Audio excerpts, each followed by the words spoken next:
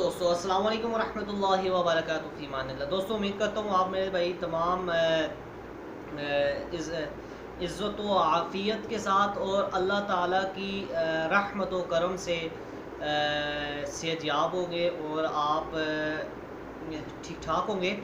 तो दोस्तों एक भाई का सवाल था कि अपने बर्ड्स को फिट रखने के लिए कोई ऐसी तरकीब बताएं। तो दोस्तों तरकीबें तो काफ़ी ज़्यादा होती हैं, जैसे जैसे मेरी वीडियो में मुझे याद आती जाएंगी मैं आपको बताता जाऊंगा। दोस्तों जो सबसे पहले मेन जो कंसेप्ट है ना दोस्तों, वो है केजिंग। केजिंग से मुराद जिस जगह पे आपने अपने बर्ड्स रखे हुए हैं दोस्तों, साफ़ सुथरी होनी चाहिए, हवादार होनी चाहिए, क्रॉस वेंटिलेशन होनी चाहिए दोस्तों। ठीक हो गया। अगर दोस्तों आप शुमाली इलाका इजाद सर्दियों की जिस जगह पे सर्दी ज़्यादा होती है और गर्मी कम होती है, मिसाल के तौर पे दोस्तों हमारे शुमाली इलाका जात की तरफ आप चले जाएं तो हरीपुर हज़ारा से ऊपर तकरीबन गिलगित बल्तिस्तान तक दोस्तों तकरीबन 2 से 3 महीने की गर्मी होती है। मिसाल के तौर पे जून जुलाई और अगस्त 3 मंथ की। ठीक है दोस्तों, तो इन लोगों को वेंटिलेशन का ऐसा सिस्टम करना है कि सिर्फ और सिर्फ सामने वेंटिलेशन रखनी है, सामने से खिड़की। और जो दोस्तों यहाँ से नीचे की तरफ है, हरीपुर हज़ारा से रावलपिंडी, इस्लामाबाद, गुजरांवाले, गुजरात, सराय आलमगीर, दीना, गुजरहान, चकवाल, ठीक है, इस साइड से नीचे झेलम, लाहौर वाली तरफ चले जाएं, पंजाब एरिया में चले जाएं। तो दोस्तों इन लोगों ने वेंटिलेशन का सिस्टम ऐसा रखना है कि दोस्तों क्रॉस वेंटिलेशन रखनी है। क्रॉस से वेंटिलेशन रखने से दोस्तों आपने ये करना है कि ऊपर छत से नहीं रखनी जहाँ पे परिंदे बैठते हैं दोस्तों, आपने नीचे से यह रखनी है। तो यह दोस्तों पीछे वाली साइड से फिर बिल्कुल बारीक बारीक जालियाँ रखनी है, ओपन नहीं रखनी है, अगर ऊपर ऊँची रखेंगे। और इसके अलावा दोस्तों कुछ चीज़ें ऐसी हैं कि आपने दोस्तों बर्ड्स को दोस्तों साल में वेंटिलेशन केजिंग के बाद दोस्तों उसके पानी की बात आ गई, जो फीड देनी है दोस्तों, तो धुला हुआ दाना दोस्तों डेली दाना धो के डालें दोस्तों। दाना धोने से मुराद ये है कि दोस्तों देखें आप जो दाना लेके आ रहे हैं वो उसी टाइम फसल से काश्त किया हुआ नहीं है। ठीक है, वो उसी टाइम ये नहीं है कि उसने मशीन में डाला है आपको निकाल के दाना गंदम मकई चना बाजरा मिक्स खुराक दे दी, नहीं दोस्तों, ये साला साल का पड़ा हुआ दाना होता है, इसके ऊपर केमिकल लगाते हैं ताकि इसको कीड़ा ना लगे।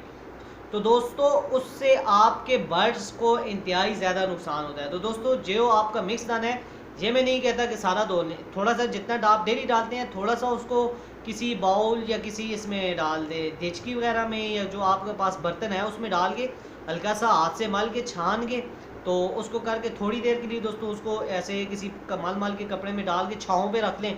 उसके बाद दोस्तों बेशक गीला ही डाल दें, कोई इशू नहीं है, पर यह होगा कि आप धुला हुआ दाना डाल रहे हैं दोस्तों। फिर उसके बाद पानी की बात आती है, तो दोस्तों पानी का बर्तन डेली धो के डालना है और डेली ताज़ा पानी डालना है, सुबह डालें शाम को डालें।